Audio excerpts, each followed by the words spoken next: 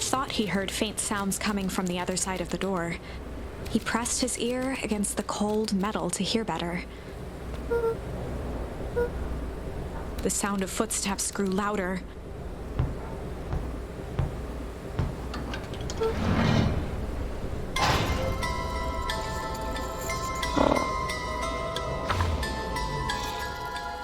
The heavy steel door knocked Luca to the ground. Disoriented, he looked up to see an imposing figure silhouetted in a green glow. It lunged toward him. He tried to scramble away, but felt a gloved hand latch onto his ankle. Luca watched his fingernails leave trails in the dirt as the hand slowly dragged him back through the door, into the lab, into the green light. This is a story about change. It was far from the sort of change Luca imagined for himself. But change is, after all, a dangerous animal. The end? I probably should have warned you about this. There are many paths that our story can take. Most will end in tragedy, but don't let that discourage you. We will find the ending that this story deserves. I just know it. From here on out, a charm will have a check mark when it's been used to its full potential at a given turning point. Now, let's try something different. Mr. Nuncreed jumped with a start.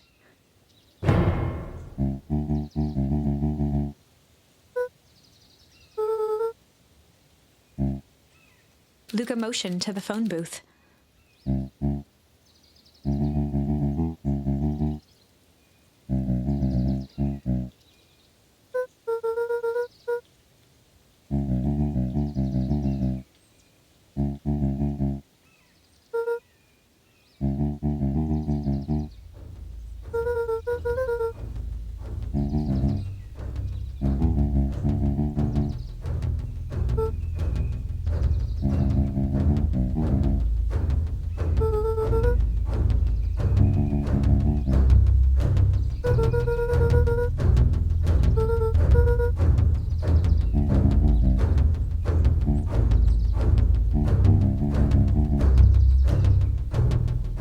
Mr. Nuncreed gently placed one of his substantial hands on Luca's shoulder.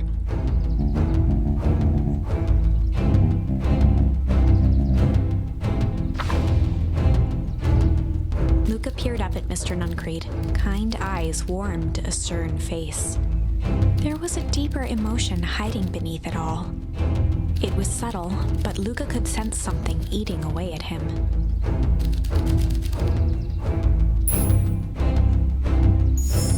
There was a shame lurking behind those eyes. A deep sadness. If Mr. Nuncreed was that worried about Rollo, maybe he could help.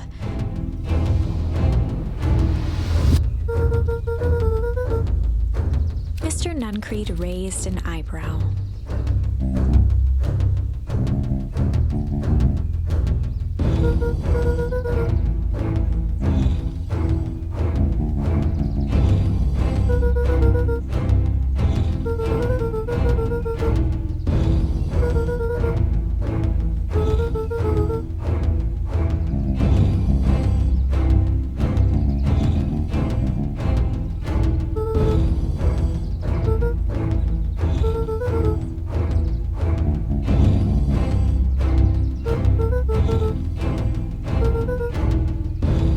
Mr. Nuncreed's shoulders slumped. A deep sigh bellowed from his chest.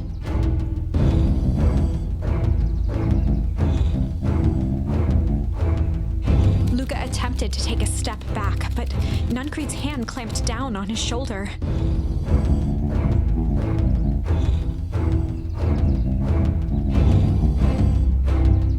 With a firm shove, Nuncreed manhandled Luca into the phone booth. The door latched shut with a mechanical hiss.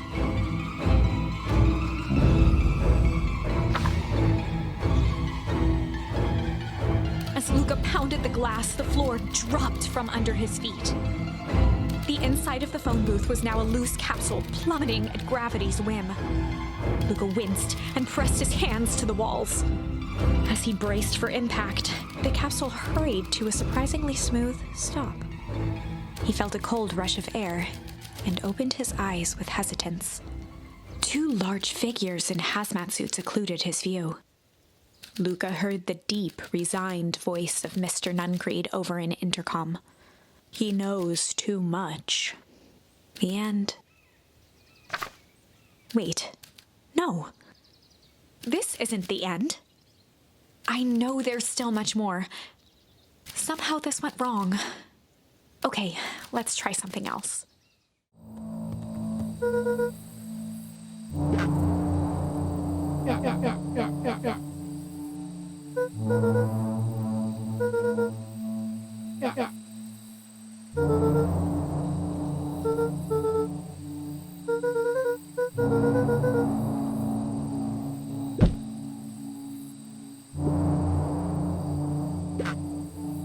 Iggy slumped to his knees.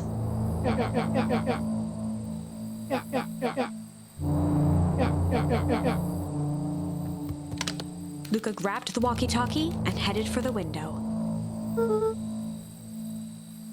Luca and Iggy climbed up the back of the treehouse to its roof, where Rollo had constructed his M.C.D.C, the Mission Control Defense Cannon.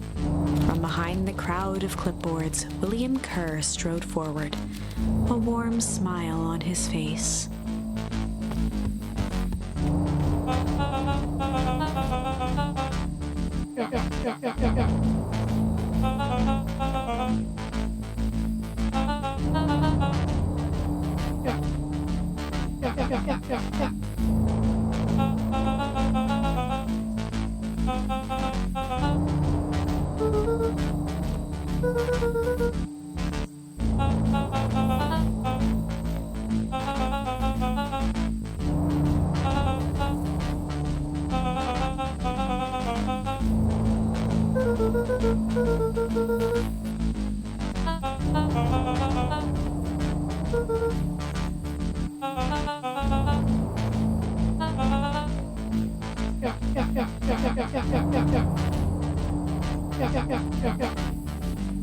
Kerr's smile faltered.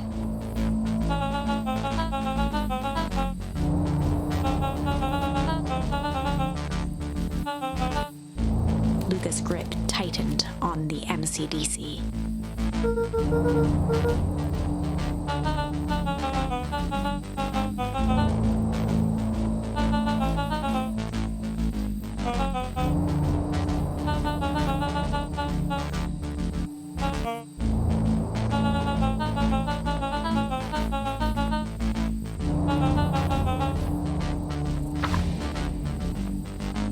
Luca's mind raced. He was caught in a trap.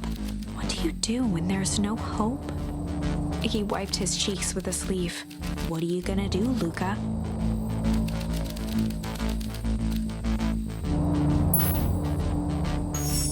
Luca drew himself up and decided to take the only option they had left. Fight. He swung the Mission Control Defense Cannon around, aiming it confidently at the smirking face of William Kerr.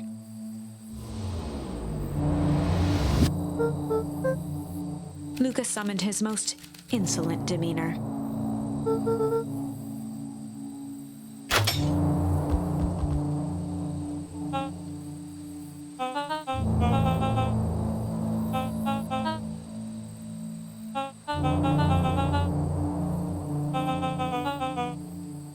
Kerr turned his back on the two boys. With a nonchalant wave of the hand, he made his exit. As the clipboards began to slowly advance on the treehouse, Luca looked to Iggy with resignation in his eyes. The end. That escalated quickly. Maybe discretion was the better part of valor here.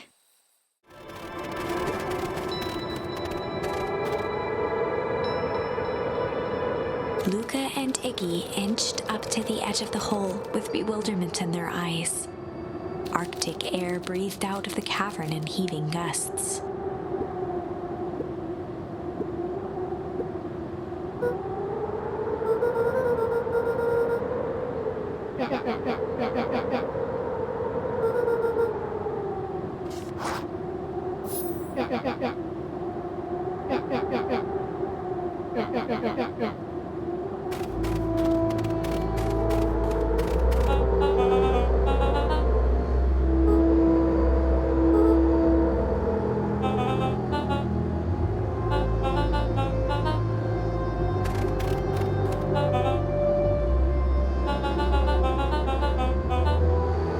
Mr. Kerr gazed down the abyss in contemplation.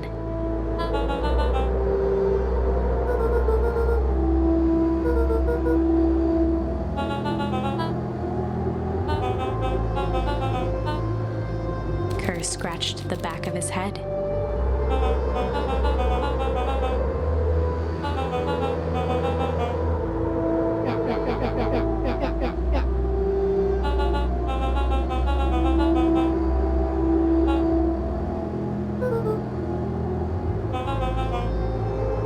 His face contorted into a saccharine grin.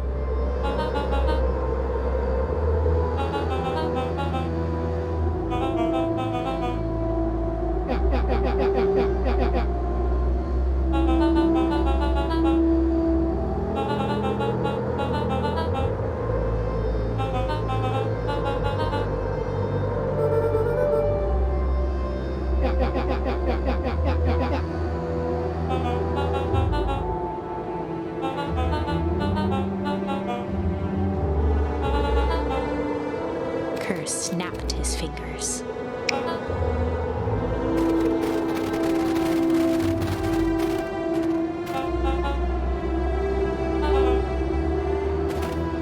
Iggy turned to Luca with a sly glance.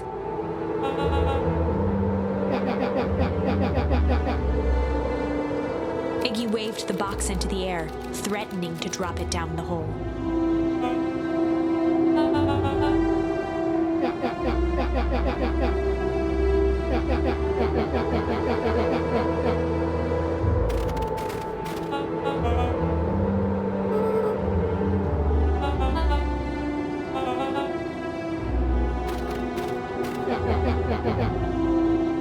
Iggy plucked a single bottle rocket from the box and held it up with reverence.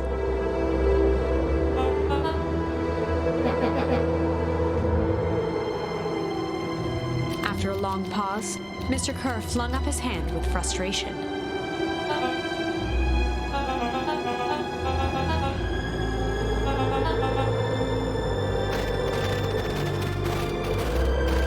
Mr. Kerr sighed into the frigid air.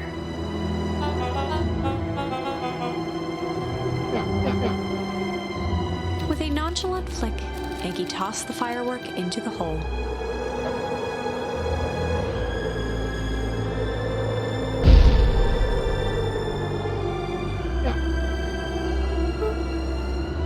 With a growl, Kerr leapt at Iggy, crashing through Luca. Iggy tried to twist away, but in the struggle they both tumbled over the side. Luca dove forward, bracing Iggy's hand just before it slipped. His grip was made precarious by the cold, wet snow. He could see Kerr further down, clinging to Iggy's coat.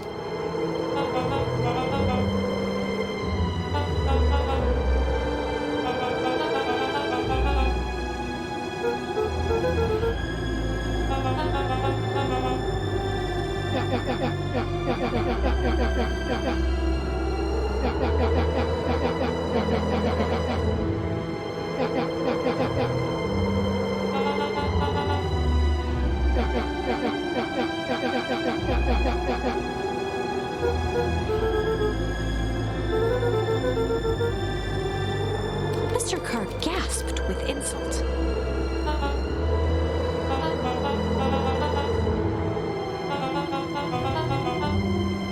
With a wild look in his eye, Mr. Kerr began to hum a proud melody.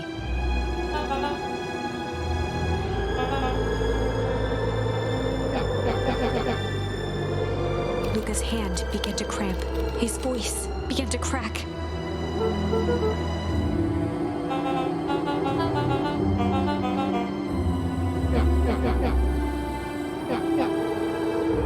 Luca felt Iggy loosen his grasp. Every muscle in Luca's body burned.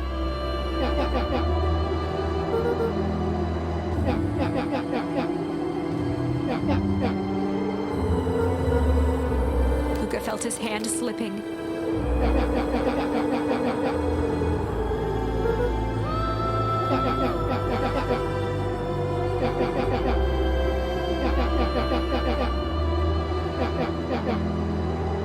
A calm settled over Iggy's face. Iggy's voice was colder than the bitter air billowing from the chasm.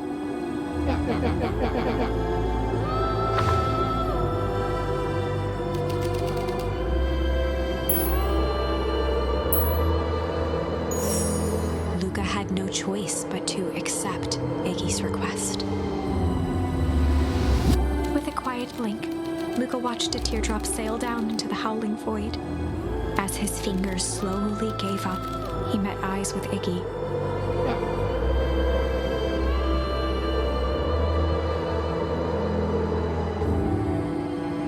The two silhouettes were swallowed by darkness.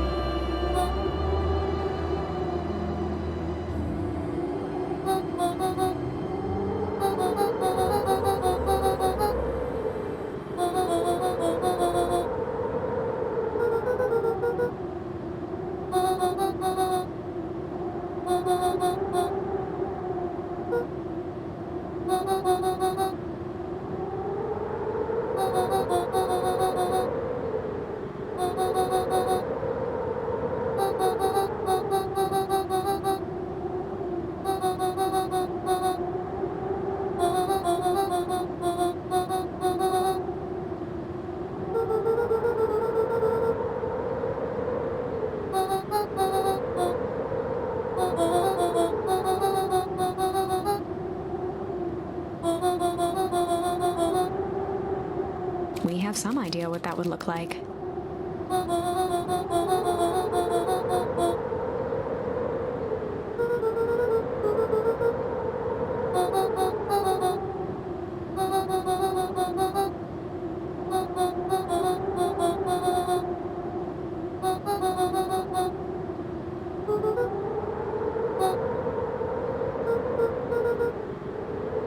A fierce twinkle flashed in Nat's eyes.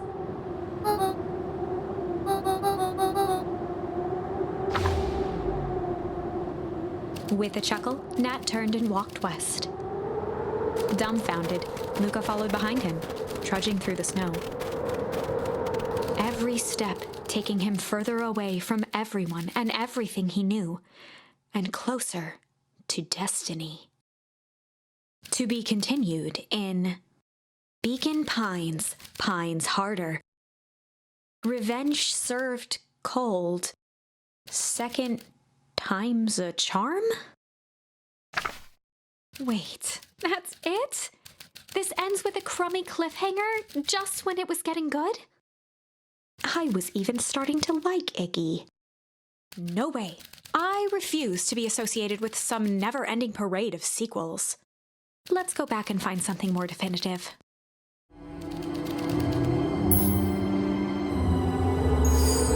Luca had no choice but to refuse Iggy's request. He tightened his grip and reached for the walkie-talkie in his pocket. A wild delight crept onto Mr. Kerr's face. That's a good lad. Now, radio for help. Iggy begged Luca with his eyes one last time, but Luca pressed the button and called out.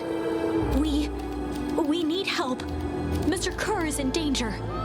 It wasn't long before they were once again surrounded by clipboards. Mr. Kerr sighed with relieved frustration. There you are. You really are a worthless lot, aren't you? Mirror, now. A clipboard dutifully produced an ornate ivory hand mirror, and Mr. Kerr began preening his tousled hair. Ah, that's better. Mr. Van Horn, I applaud your sharp thinking under duress. I'll put in a good word for you with the founder. Take them away. A swarm of hands overpowered Luca. The last thing he saw before a cloth bag was pulled over his head was the defeated look on Iggy's face. The end. I think this was one of those times where doing the right thing was the wrong thing.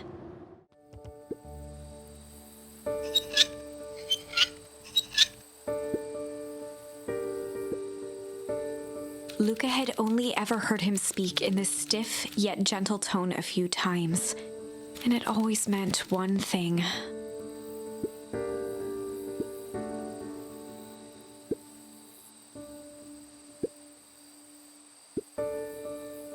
Rollo scoffed.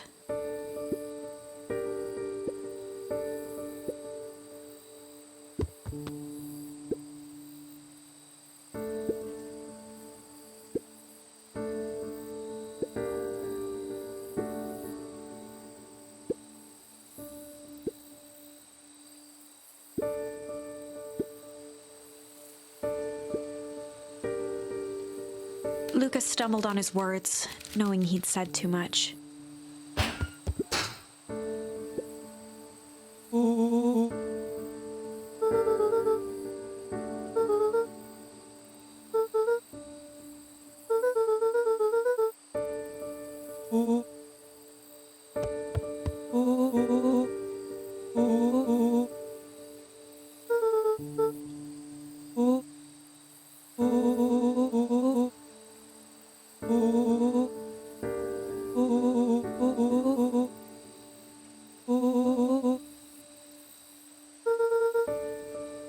Luca became instinctively angry in response. Both boys were now shouting across the distance.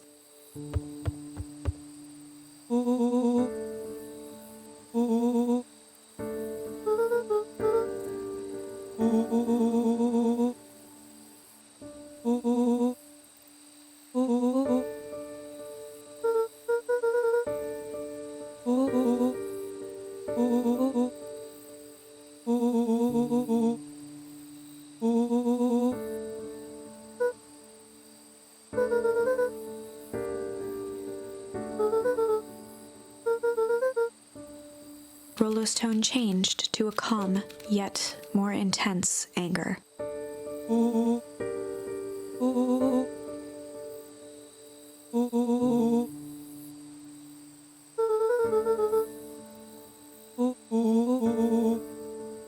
The words hung in the cold night air. Rollo's stomach dropped, knowing he'd crossed a line. But it was too late.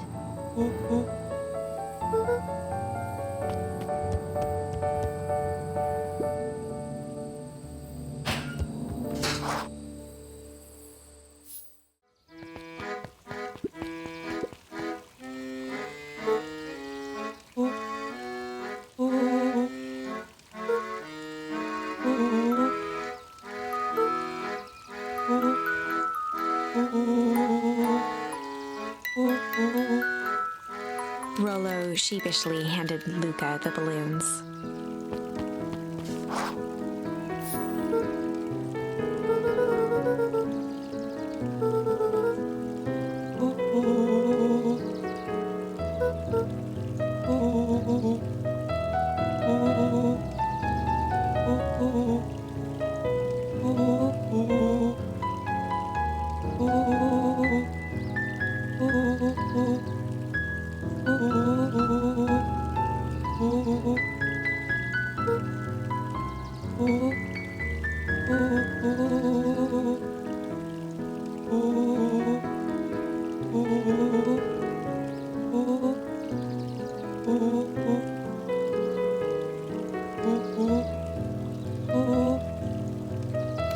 threw himself at Rollo, hugging him as tightly as he could.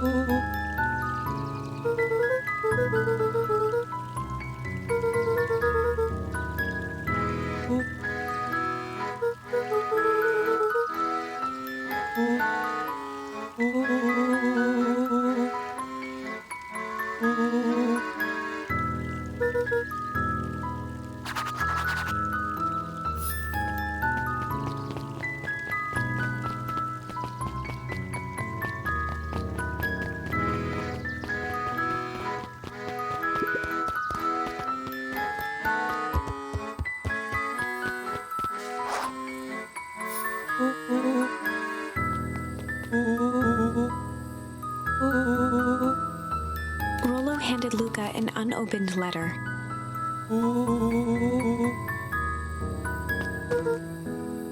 Luca, some things are going to happen that might be difficult for you to understand. If I am honest, I hardly understand them myself. But whatever happens, I need you to know that I love you. None of this is fair to you. You have already lost so much. We both have. I wish there was a simpler way forward. But if there is, I haven't thought of it. God knows I've tried. Everything I've done, I did for you. I hope someday you can accept that. Love, Gran. Luca folded the paper into his pocket and headed up the ladder.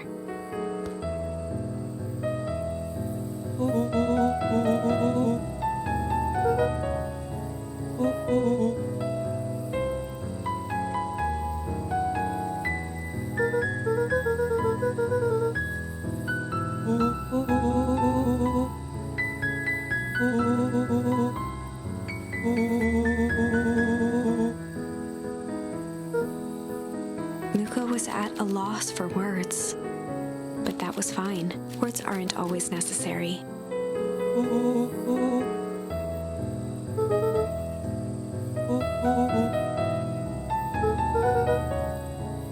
Sadly, this was untrue. A distant rumble shook the treehouse.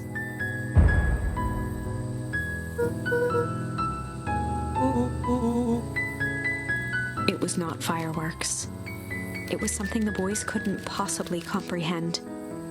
Something as old and cruel as time itself.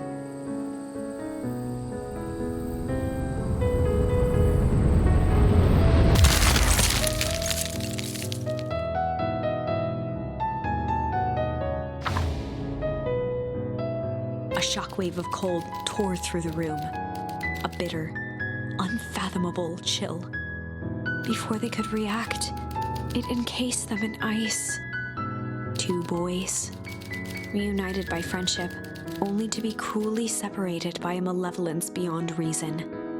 And so, our story ends on this melancholy scene.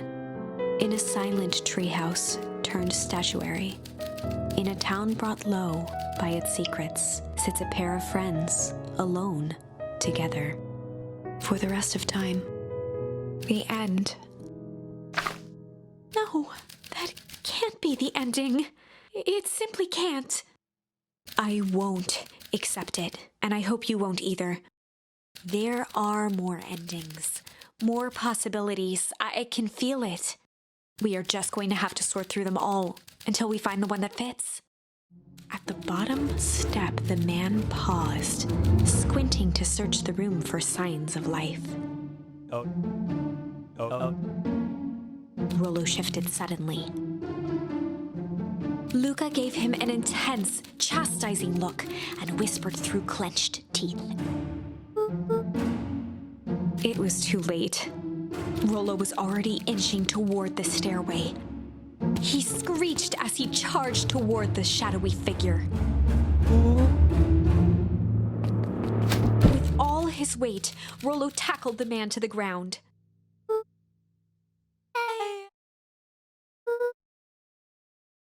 from the dark corner, they saw something move.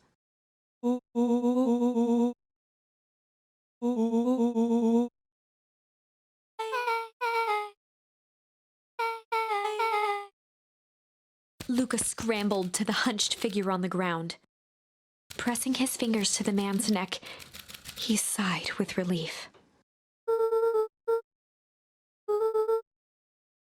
As Beck flicked back on the light, Luca and Rollo both gasped in stereo.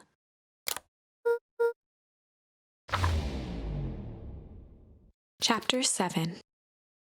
The Interrogation of Hiram Tolliver. Still unconscious, Mr. Tolliver slumped heavily in a shoddy old chair.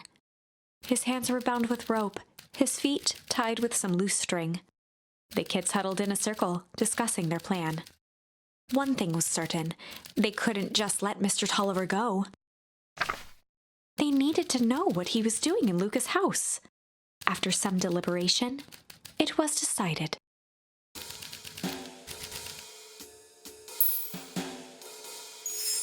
They'd run the classic good cop, chill cop interrogation.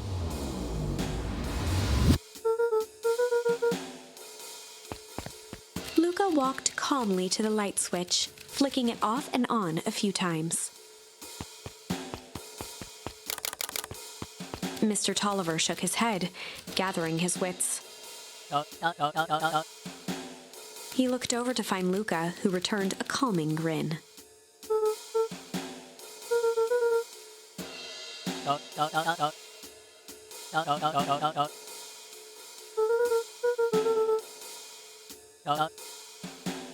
Rollo and Beck emerged from hiding to give a timid wave.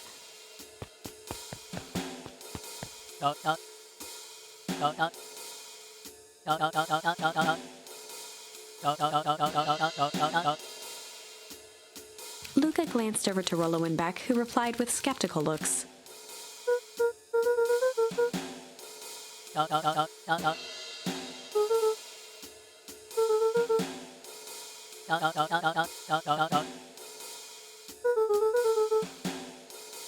Mr. Tolliver exhaled with disappointment.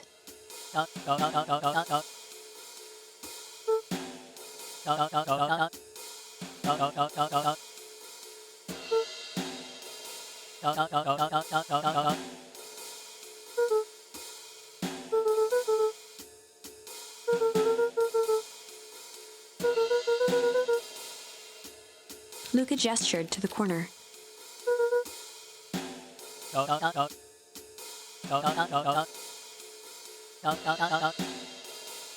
Luca looked again to Rollo and Beck. This time they shrugged. Luca began to slowly loosen the bindings. Mr. Tolliver gently rubbed his wrists. He edged imperceptibly toward the stairs as he spoke.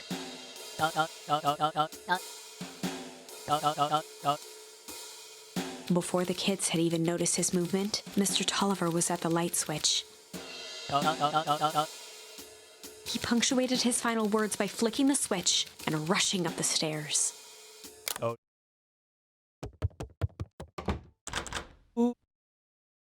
Beck darted to the wall and turned back on the lights. It was too late.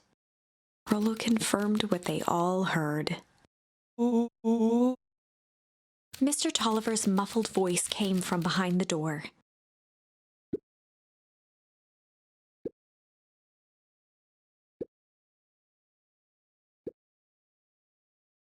They looked bewildered at each other.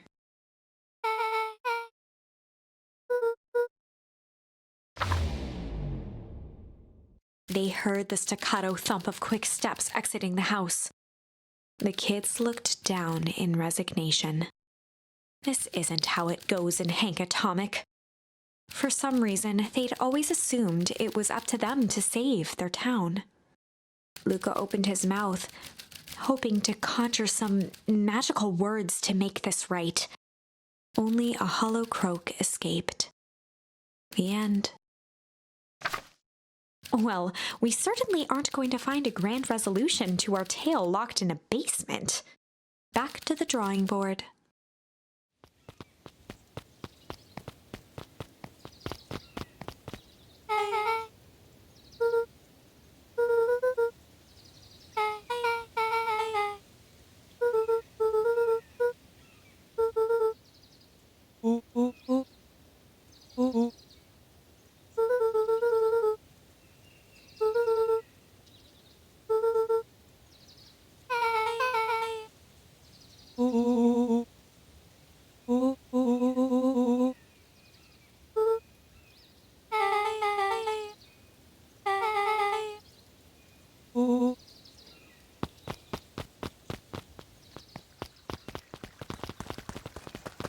Augustus Valentine nervously wiped his brow.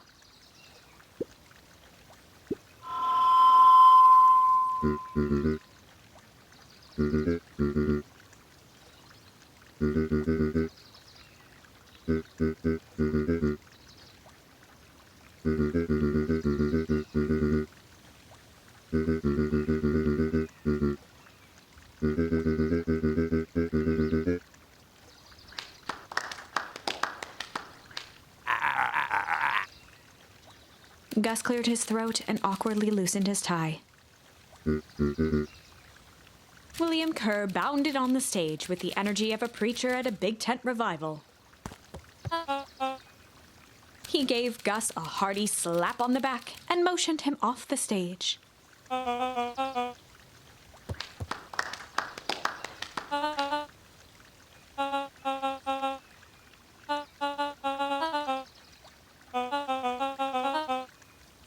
Mr. Kerr pulled a thick stack of note cards out from his vest.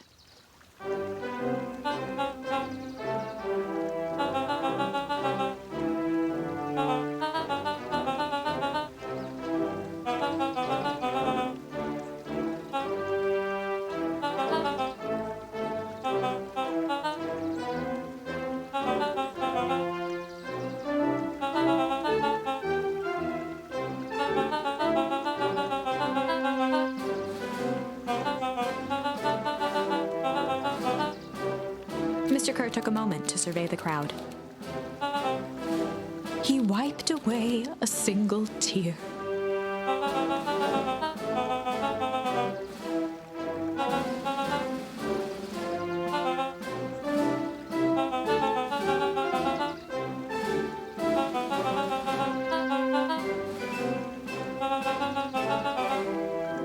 He thumped the podium to emphasize each word. Mr. Kerr nodded confidently, biting his lip. The crowd was silent, in rapt attention.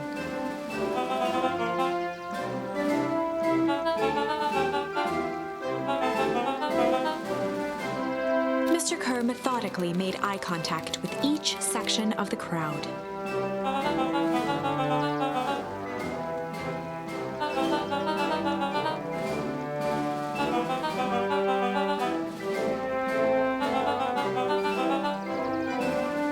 His voice began to build to a crescendo.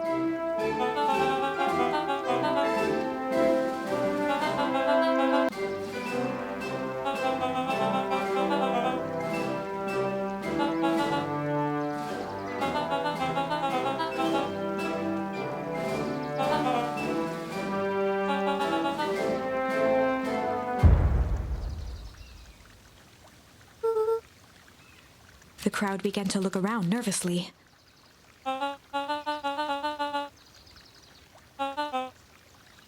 Mr. Kerr quickly flicked through his note cards.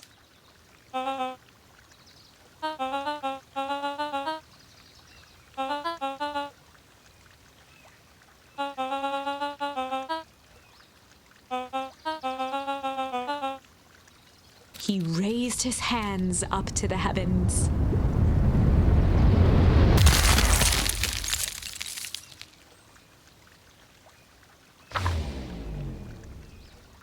At that moment, a merciless wall of impossibly cold air ripped through the crowd, instantly freezing everyone and everything it touched. For a man like William Kerr, this was a fitting way for things to end. On a stage, with an entire town frozen in rapt attention for the rest of time. The end. There's that ice again! Whenever I think we're getting close, it comes along and ruins everything. Maybe we should just quit? Maybe you should just close the book, walk away, and never think of me again. No, I don't mean that. We got a little closer this time. We just need to try again. Please. As they rounded the corner to the frozen town square, they spotted Mr. Nuncreed inching cautiously toward a pit at its center.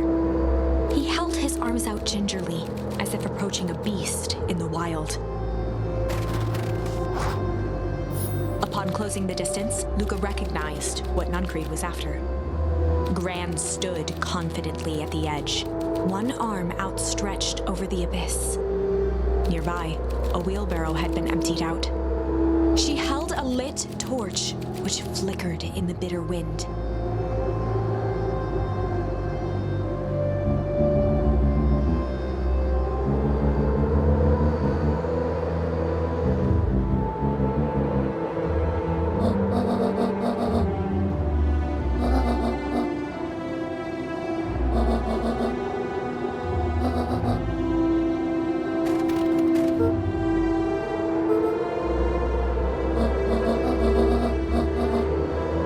Mr. Nuncreed turned back toward the kids, desperation in his eyes.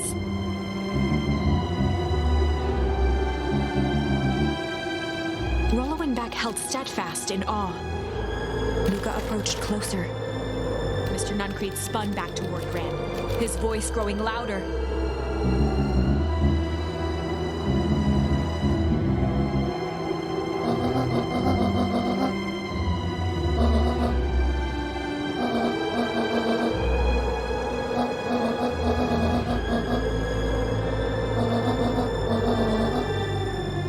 Mr. Nuncreed winced with anguish. His voice hardened. They both now yelled, not to each other, but at fate itself, making their peace with long-held burdens. The wind howled with encouragement.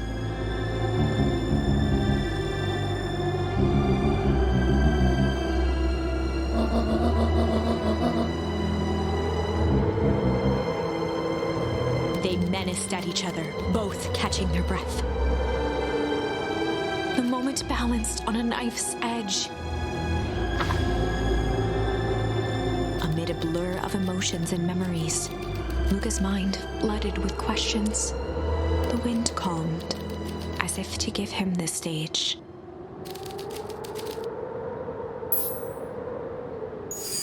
And in the stillness, he began to weep. It was all just too much. Falling to his knees, Luca whimpered softly. The tears crystallized as they hit the snow. Gran stared at Luca for a moment with warm sympathy, remembering why this was all necessary.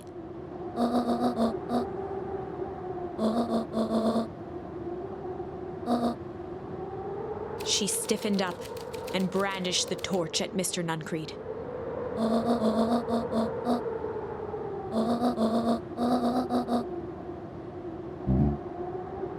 Ignoring his final plea, Gran flung the torch into the deep darkness. She smiled and exhaled in relief. Mr. Nuncreed moaned in resignation. The torch echoed as it ricocheted down the hole, punctuated with a thunderous thud.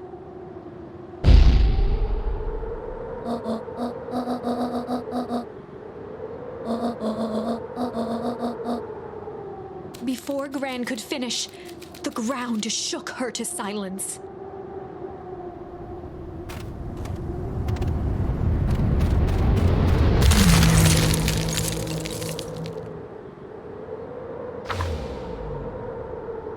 Gran only had time to spin around and run to Luca.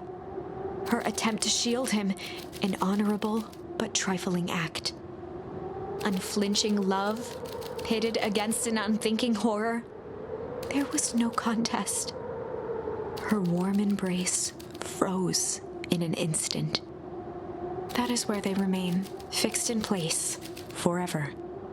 And so, our story ends on this melancholy scene. In a town brought low by its secrets sits the frozen statues of a misguided band of meddlers. The end. Well, that was dire. On the bright side, we finally figured out where all the ice is coming from. Now, we just need to find a way to deal with a mystic, unfathomable force of nature.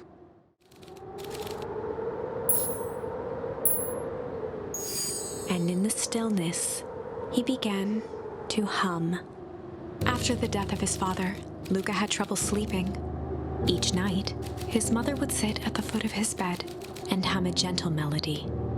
It was the only thing that could calm his mind. The only thing that, however briefly, could make it all seem okay. That melody pervaded every memory Luca had of his mother. Shivering in the raw snow, he began to hum it out loud.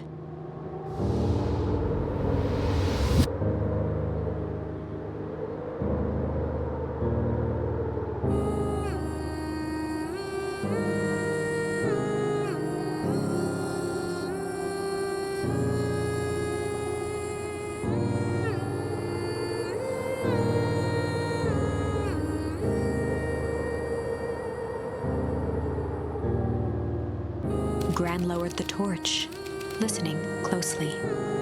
As recognition slowly set in, her heart sank. Those countless nights of consolation, the incomparable loss they shared together. She let the torch fall to the snow and sizzle out. A few steps toward Luca was all she could bear before dropping to the snow herself.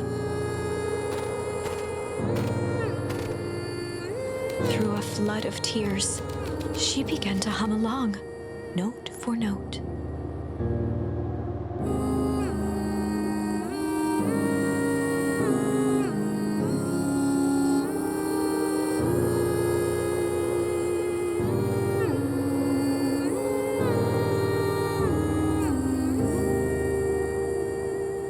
Luca lifted his head in astonishment. The last time he heard that melody was the last night he saw his mother.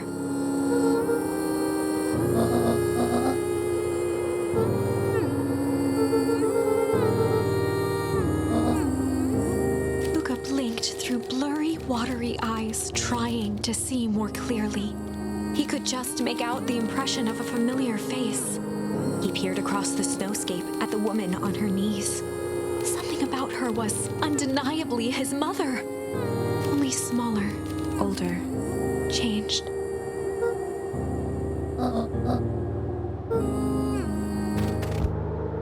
Luca sprinted as fast as he could toward his mother. They held each other close, and the cold retreated from their bodies.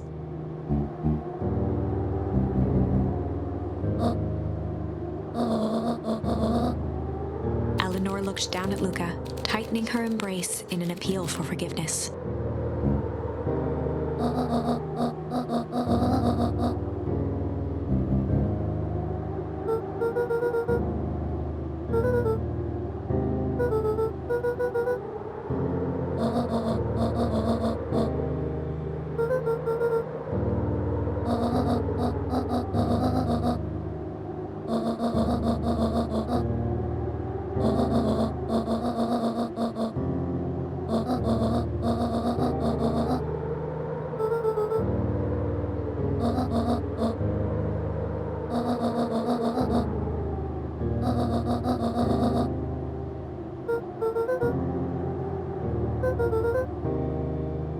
Joseph slumped into the cold, wet snow.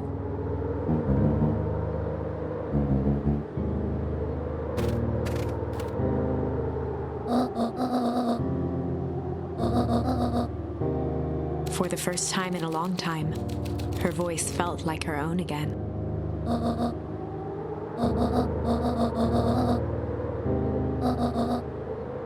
Luca gazed down at Nuncreed with pity. He looked small. Joseph stared into the snow as if searching it for answers.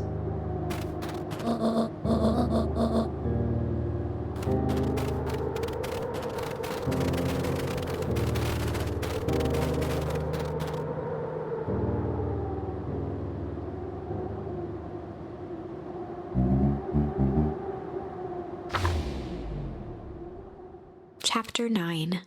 The Devil You Know. 7 months ago, Eleanor Van Horn crept down the maze of sterile hallways under perennial harvest. She stopped in front of the large steel door marked Deep Engineering. No turning back now. She raised a trembling hand. The stolen keycard worked as promised, and the door buzzed open with mechanical efficiency. She was immediately hit with the smell of disinfectant. It was some sort of laboratory. In one corner was a desk covered in papers. Across the room stood a tall metal pod with hoses protruding from its base.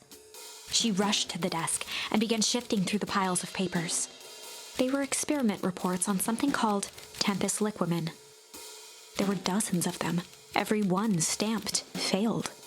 Eleanor heard the sharp echo of footsteps approaching. She was out of time. Her eyes scanned the room, eventually landing on the strange pod. Muttering a curse under her breath, she dashed over and dove inside.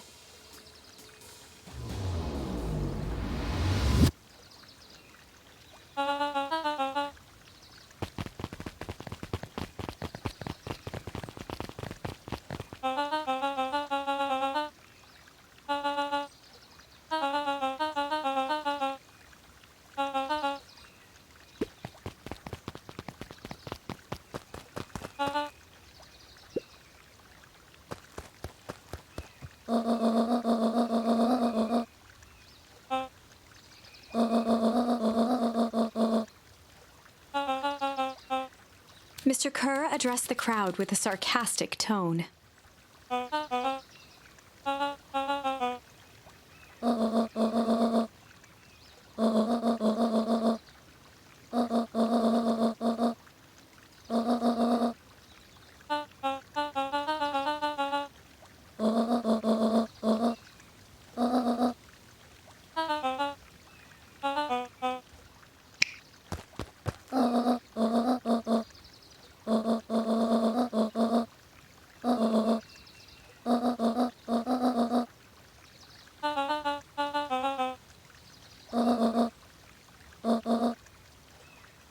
Whispers filtered through the crowd.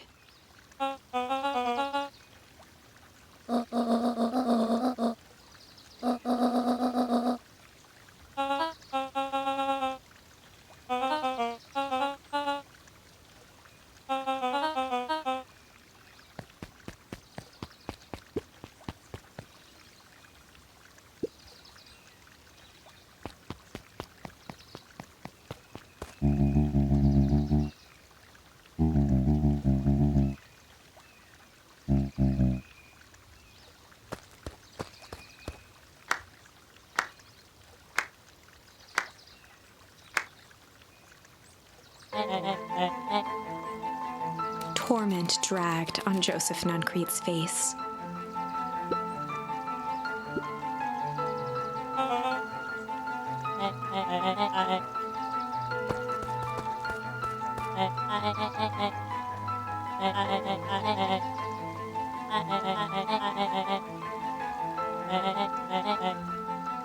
He paused for a moment, plucking a piece of fuzz from his sweater and discarding it to the ground.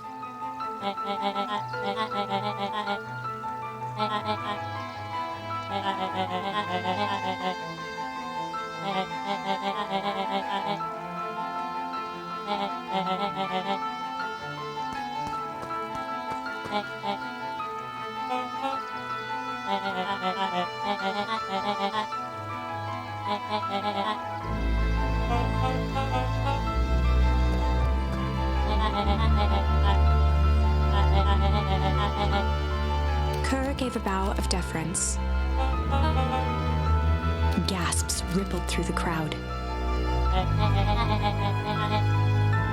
Solomon pulled a glass vial from his pocket.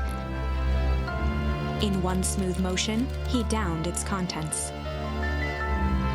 A triumphant smile grew across Solomon's lips. His body and face began to contort and expand as he disappeared into a belching green mist.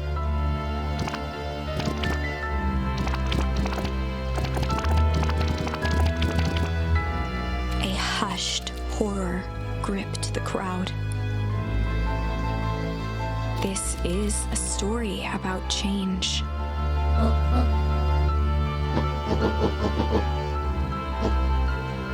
Sharper examined his new hands.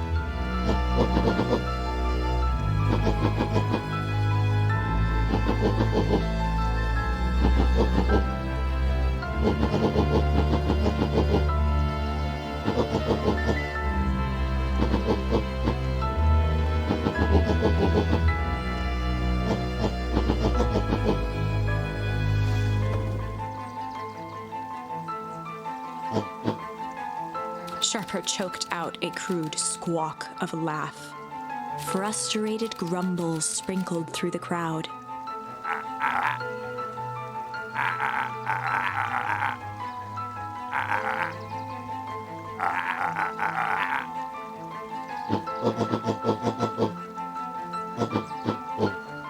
William Kerr gave a subtle nod to the clipboards.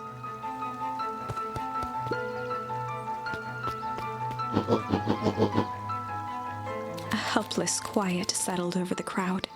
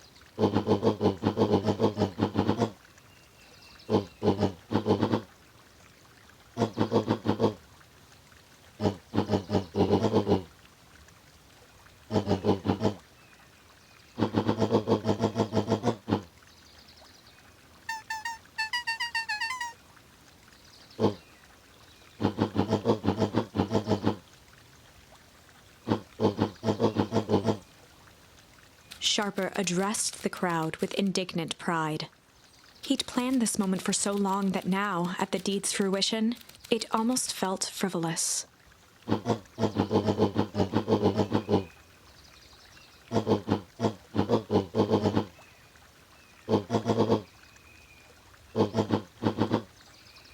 Mr. Kerr flourished a preposterously elaborate bow.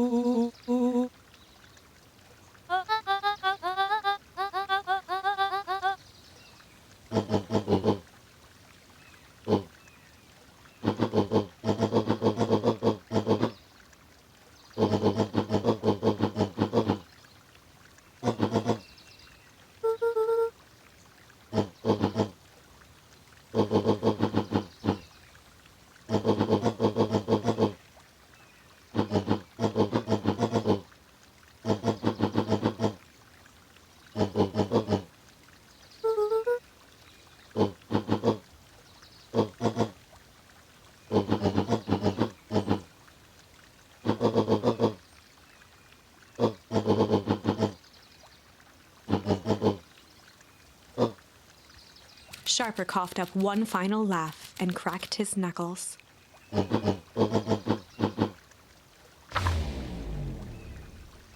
And so, Sharper set about remaking the town in his own image. The fertilizer factory soon reopened for business. Sales rose steadily as more and more farmers across the countryside began to swear by its miraculous properties. Beacon Pines became famous, a secretive town that, for the right price, shared its gifts with all. Gifts that became more and more necessary in a world where winters grew longer and longer. The end. This is wrong, but things are becoming clearer now. You can feel it, right? We can't let Sharper win. He might just be the key to this whole thing. Let's see.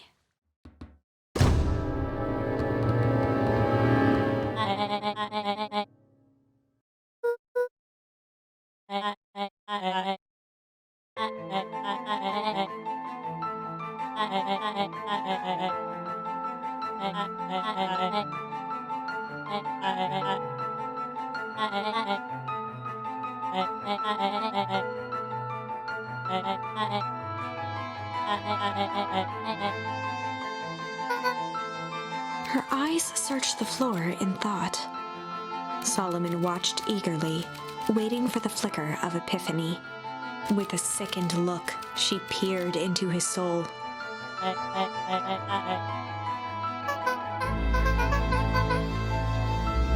Solomon clapped with genuine delight.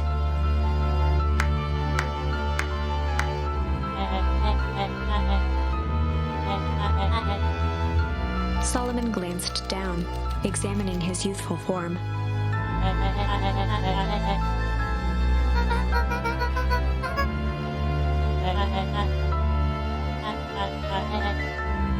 Kerr presented it with a theatrical twirl of the hand. Before he could finish, Rollo snatched the vial from Kerr's palm.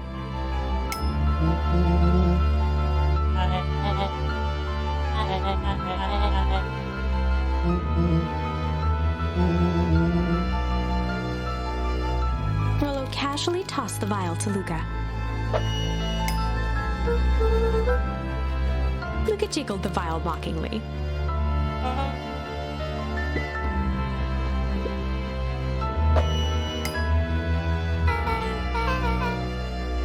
She held it tightly behind her back. Solomon sighed, speaking in crisp, measured syllables.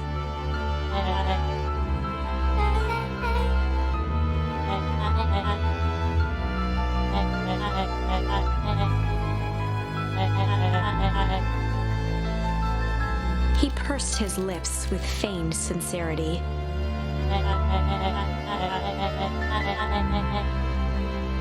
A deep uncertainty washed over Beck.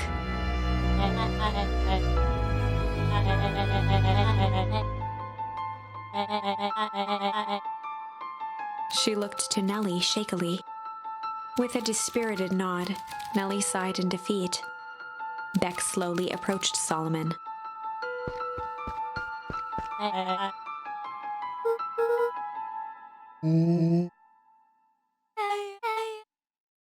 With apprehension, Beck conceded.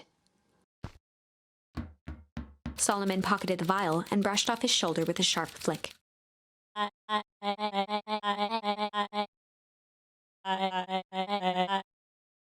The blood drained from Kerr's face.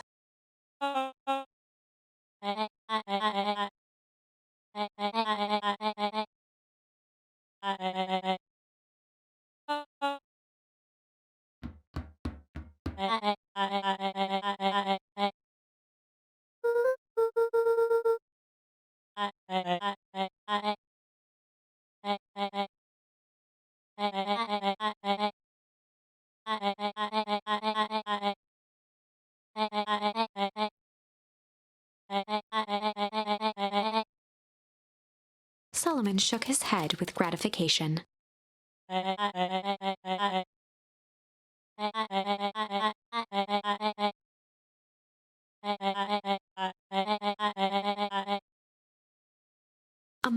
claws resonated faintly through the walls.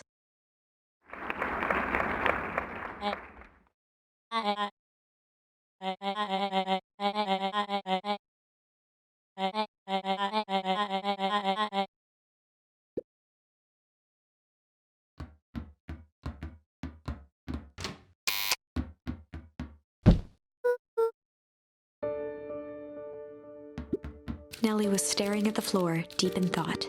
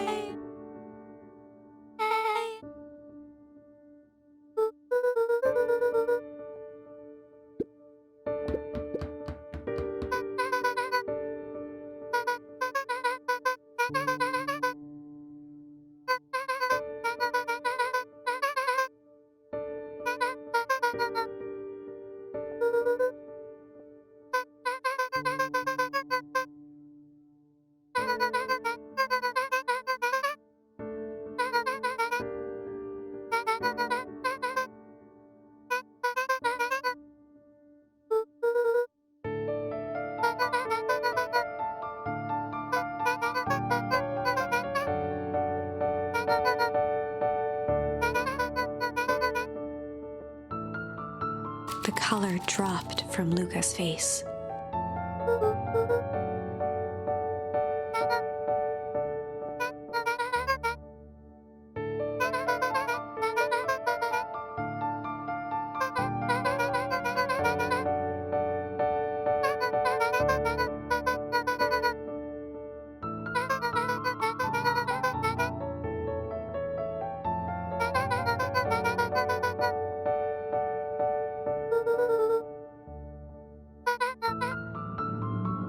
Luca was overwhelmed with emotion.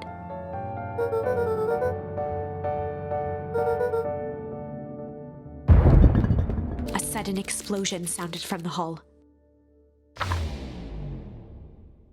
Chapter 8. Comeuppance. Ears still ringing, Gran picked herself up off the ground. Through the dust and smoke, she looked over to see Mrs. Fratelli helping Hiram Tolliver to his feet.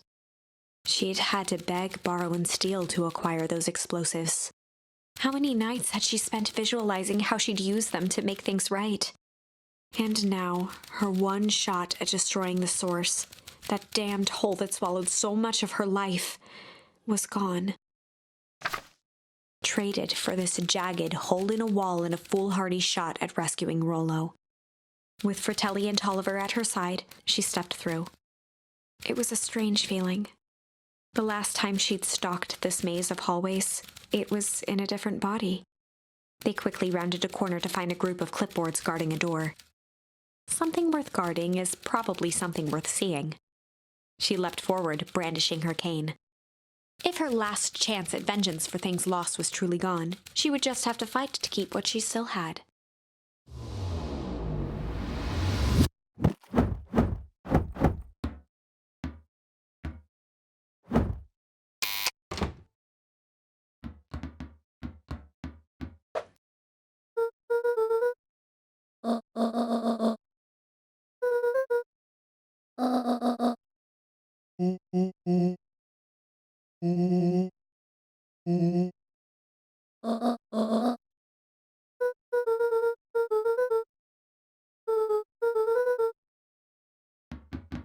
They made their way out from deep within Perennial Harvest, just as Solomon finished up his speech. Solomon pulled a glass vial from his pocket. In one smooth motion, he downed its contents. A triumphant smile grew across Solomon's lips.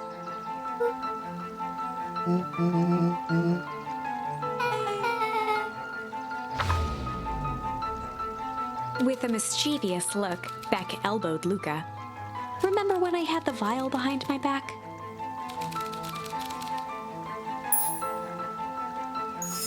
I might have tweaked his wonder potion with a little junk.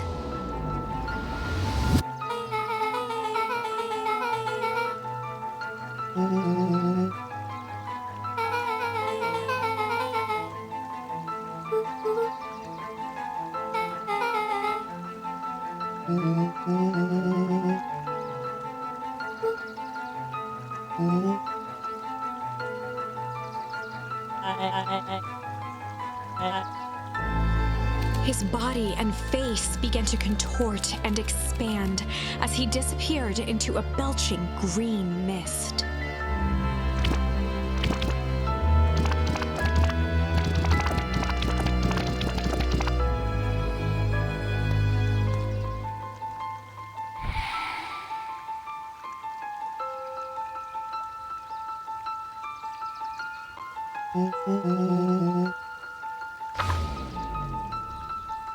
As the last of what was once Sharper Valentine wafted into the air, the crowd began to disperse, still numb from what they had just observed. Sharper Valentine was gone for good. His end would be a new beginning for Beacon Pines, a new chance to let go of the things they had lost and grab hold of a new future. The end. Well, I'd be lying if I said that wasn't a bit gratifying. If that feels to you like a good note to end on, I won't stand in your way.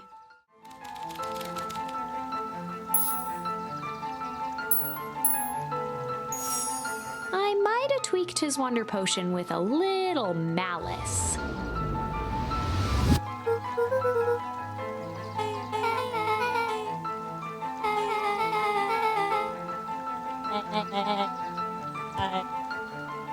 His body and face began to contort and expand as he disappeared into a belching green mist.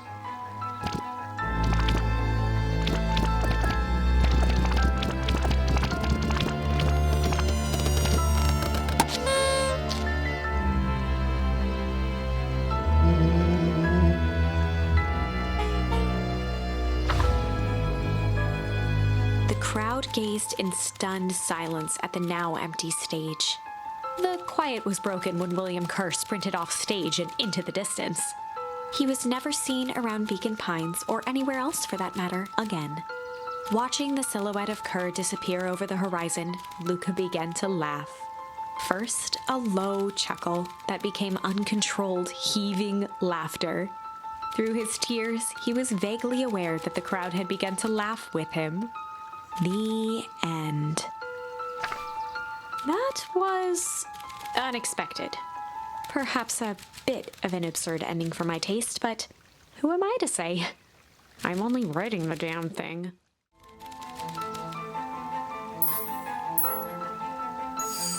I might have tweaked his wonder potion with a little change.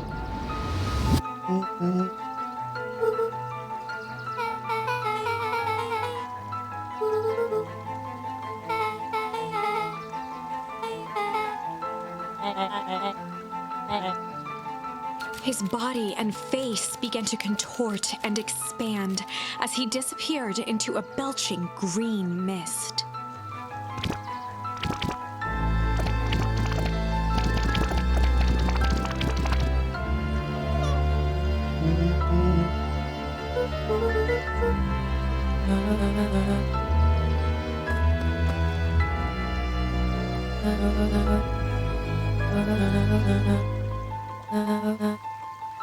Eris awkwardly cradled the squirming child. She looked to her brother, her voice shaking with uncertainty.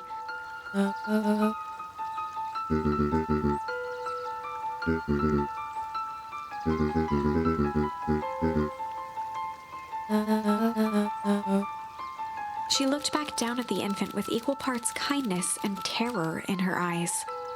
With a shake of her head, Eris addressed the crowd with a stern scowl.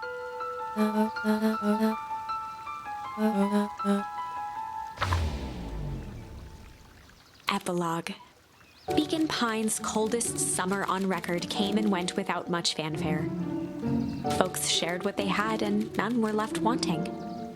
The new school year was ushered in by the falling leaves of autumn. After everything Luca, Rollo, and Beck had been through, middle school was bearable. The chill of winter didn't seem to bother people much. They kindled a hope for a better future in their hearts. When spring arrived, farmers planted their crops with a sense of joy and optimism. And as the dawn of the first day of summer came again, its light slowly spread through the shallow valley. It crept over the town square, across the river, past the neglected welcome sign, and came to rest on a young boy sleeping at dawn, his mind at peace, knowing he is here for a reason.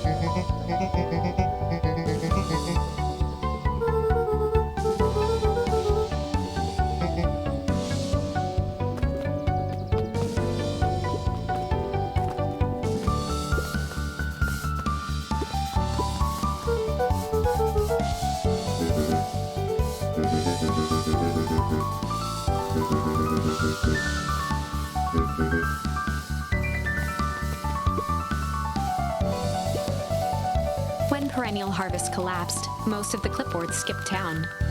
But some stuck around and dedicated themselves to making things right.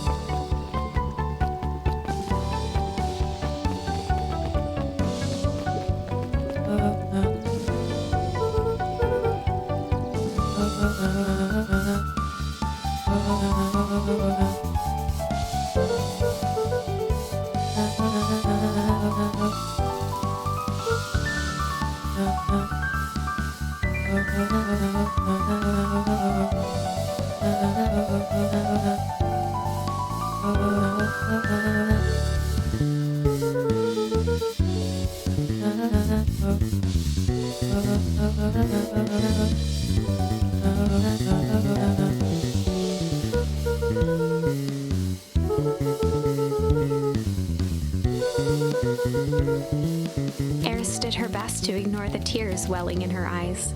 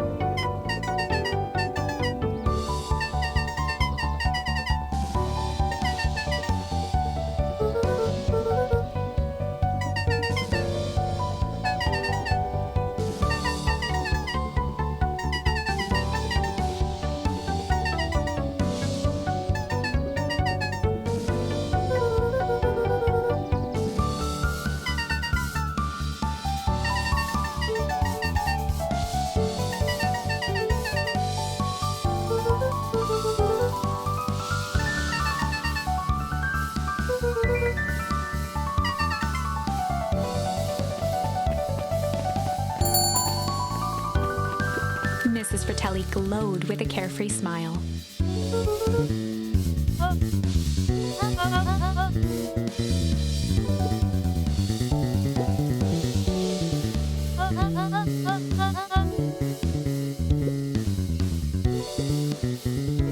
Mrs. Fratelli sighed with a zen-like calm.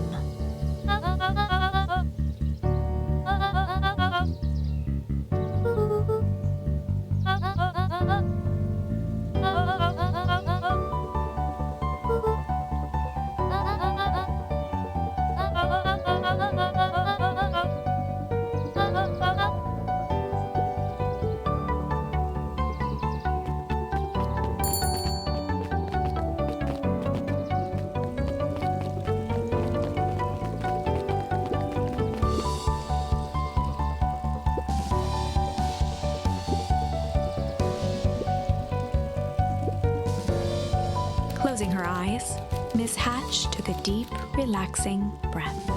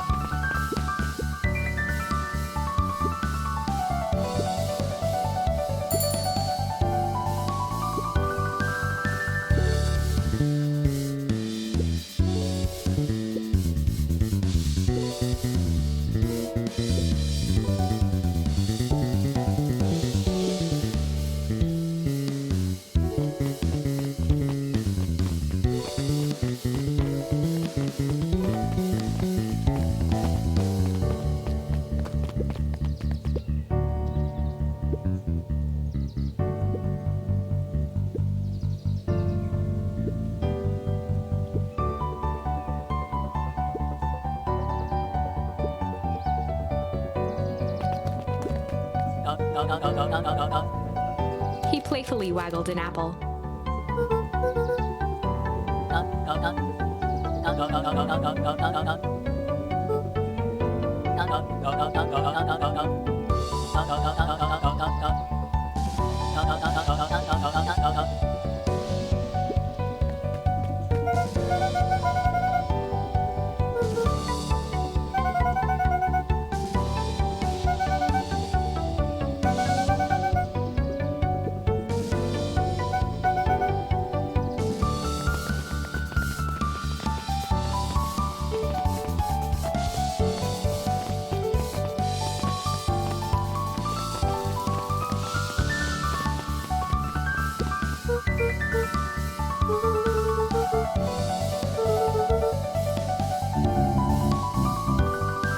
Mr. Nuncreed shook his head.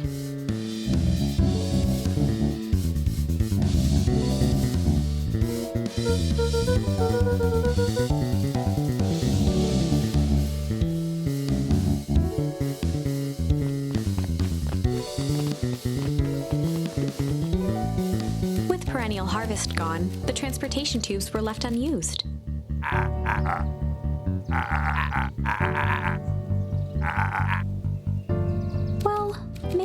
not completely unused.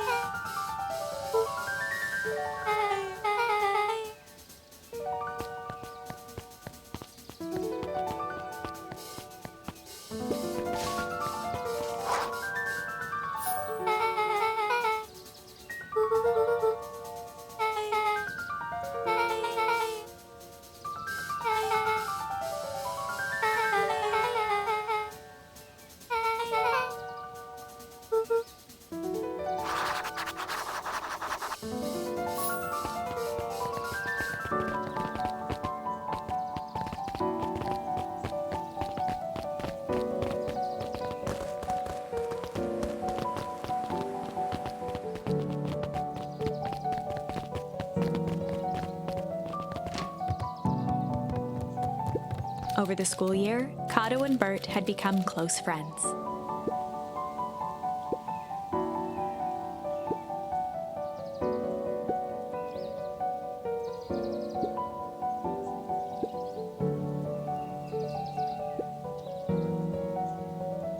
It typically went on like this for quite some time.